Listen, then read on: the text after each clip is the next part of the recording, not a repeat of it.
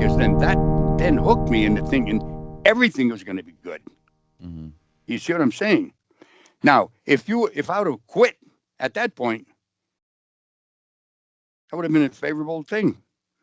But I didn't. And I was in it for 42 years, my friend. Okay? That's a long time. You goddamn right. You wouldn't want to hold your breath for that long. All right? How old are you? 84. 84. So that was almost Yeah. half of your life. Yeah. And people say, well, don't you really wish this and wish that and regret it? Let me tell you something. I don't spend time regretting things or going over, oh, woe is me, because the end result of regretting something is having regretted something. There is nothing to it. You're living today. You did what happened yesterday. Create a better tomorrow for yourself and do what you can to help other people not to get involved. And that's how I try to live my life. I have a 4-word philosophy, Danny. And as a matter of fact, I told this to Mike when I was writing my book, Mike Rinder. And it's simply this: help somebody, help something. And I try to live by that. I don't always do it, but I try to. And I can tell you, I feel better helping something or helping somebody than I do being helped. That's just me personally.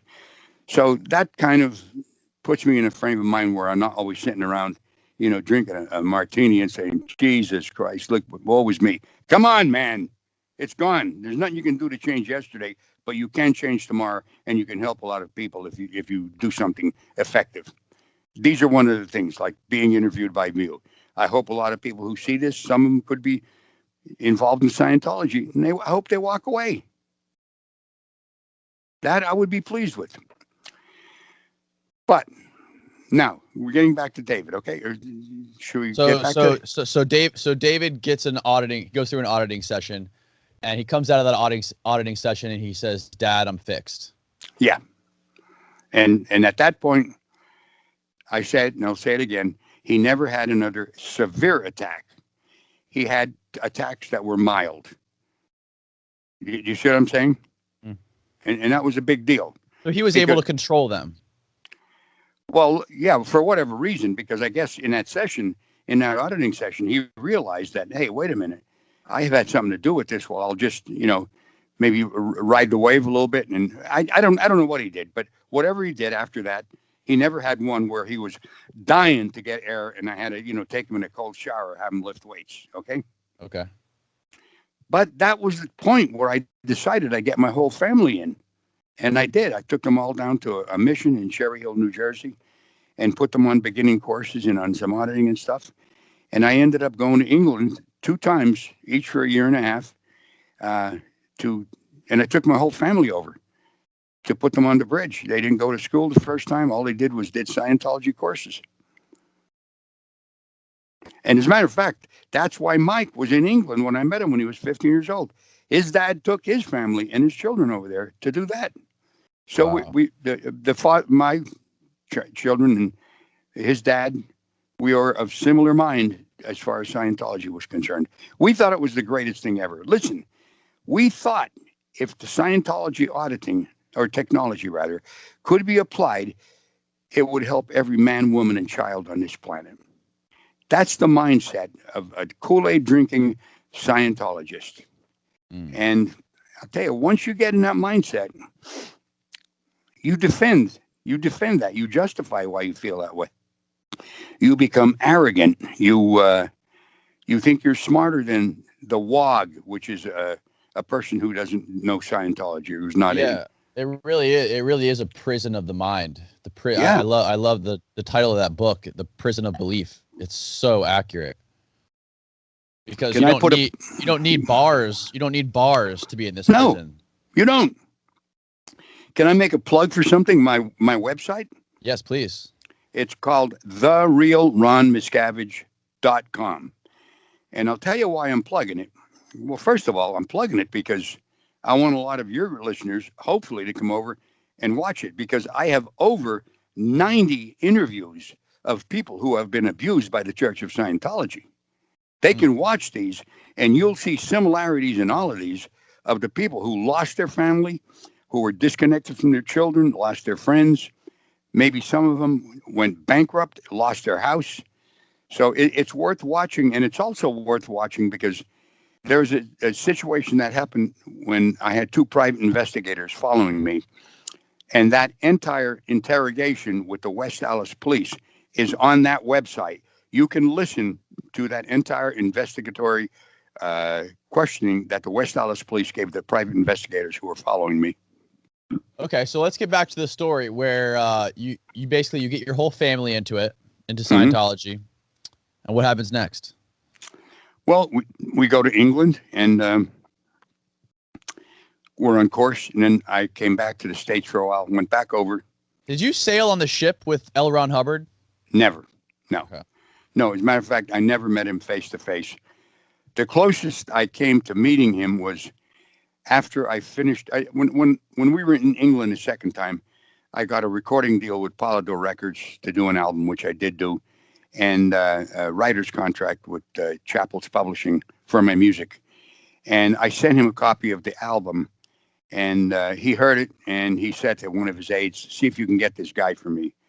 They never followed through, and thank God they didn't, because I may have ended up joining them on the ship, and that would have been a dire blunder on my part. I got to tell you, man. Mike Rinder said he was on the ship. I know he was. Yeah, it was quite an adventure he had there too.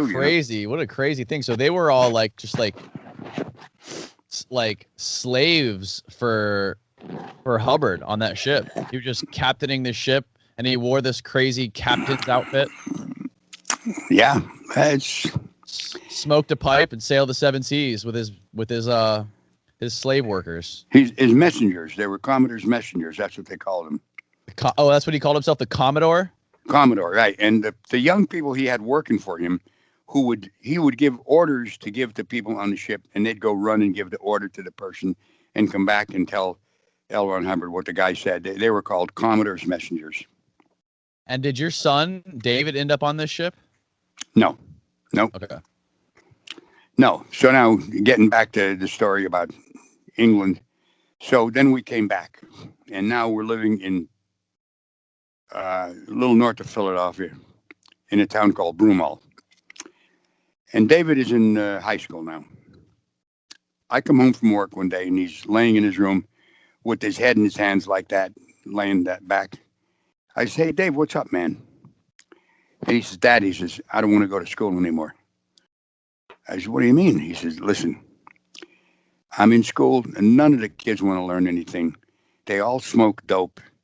They wise ass to the teacher. They don't show her any respect." He said, "It's terrible." I said, "What do you want to do?" He says, "I want to go and help L. Ron Hubbard." I said, "You're kidding." He says, "No." He says, "I want to join the Sea Organization." Now, at that moment, I thought to myself, I was 17 years old when I met the Marine recruiter. And I really wanted to become a Marine. That actually changed my life for the better. He's going to be 16 years old soon.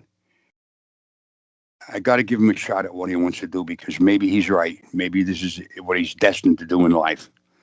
And I said to him, "David, I'll tell you what, I'll help you, man. I'll do whatever I can to help you do that."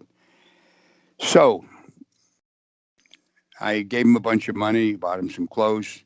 And on the day after his 16th birthday, I bought a ticket for him to go to Clearwater, Florida, to join the Sea Organization. And I saw him off on an airplane.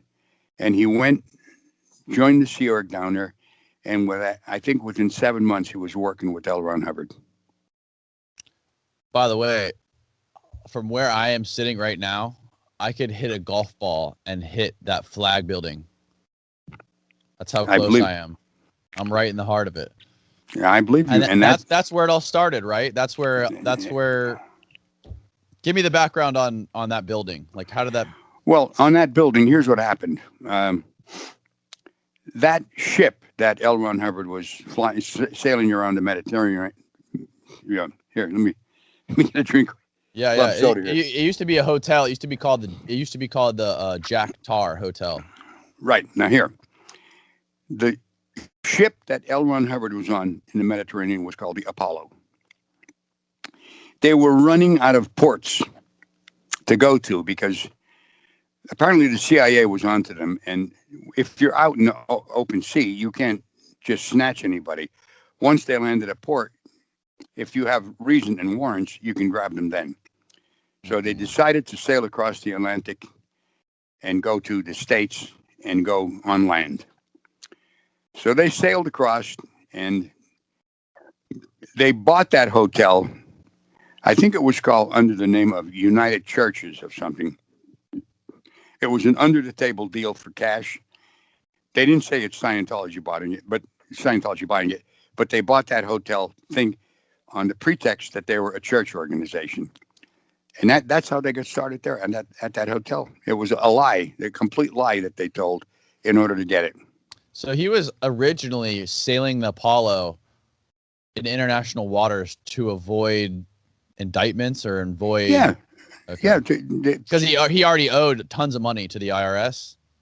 I don't know if that was it, other than maybe, but yeah, probably because they had no tax exemption, Right. and he was making tons of money. I mean, he would get like suitcases full of cash delivered to the ship to him, and that would go into bank accounts and Swiss bank accounts, and yeah, it was an operation. So they're after him for many things, which I can't specifically tell you. I'm not privy to that, so I'm not going to make up something, but. He was on the lam. Okay, let's put it that way. So once David flew out to Clearwater and started working at that main headquarters over there, obviously he started climbing the ladder, right? Yes. And what happened? Well, at that point, L. Ron Hubbard was in California and in a place close to Palm Springs. Mm-hmm. La Quinta, I think it was called. And it was a date farm. And they used to shoot movies there. They made these movies because L. Ron Hubbard felt that people in society were going illiterate. The education was not that good. They didn't understand the written word as good as they could. So he decided to shoot movies to make points about applying his technical points to other people to make them better. If you see a movie on how to do something, it's monkey see, monkey do. You follow me? Yeah. So he was shooting movies, and David ended up there, and he ended up being the cameraman. He would shoot the actual movies with L. Ron Hubbard on the set. Wow. Oh, yeah. And that happened in a short time. He did start climbing the ladder. There's no two ways about it. And just got himself into a more powerful position where he was what's called the action chief. And that would be a person who would send out Sea Organization members on missions. Like if you would go to an organization that was not doing well, you'd go there with mission orders and you'd implement those. You'd usually have two people at least.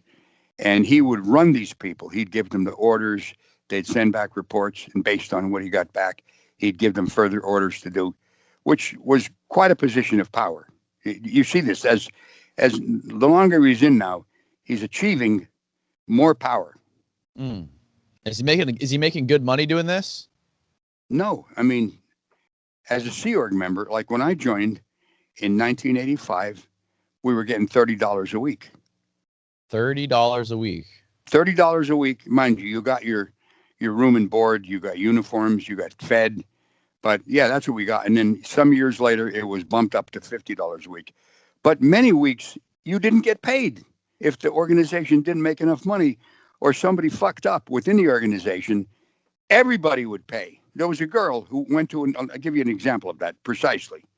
She goes to an event up in Northern California, and she rented these fake bushes to put up like a wall around where the event was going on. That turned out to be bad publicity. So she was made responsible for paying what it cost to rent those bushes, which was thousands of dollars. What happened? Everybody in the organization didn't get paid that week because of her screw up. Jesus. I know, it's insane. And I'm gracious when I say that it's insane. You know, it's really like lunatics on steroids. Come on, man. Yeah. And everybody pays for the one person screwing up. It would be like in society if somebody stole a car, everybody in town had to chip in and pay for the car that the thief stole. The thief wouldn't go to jail. Everybody was punished.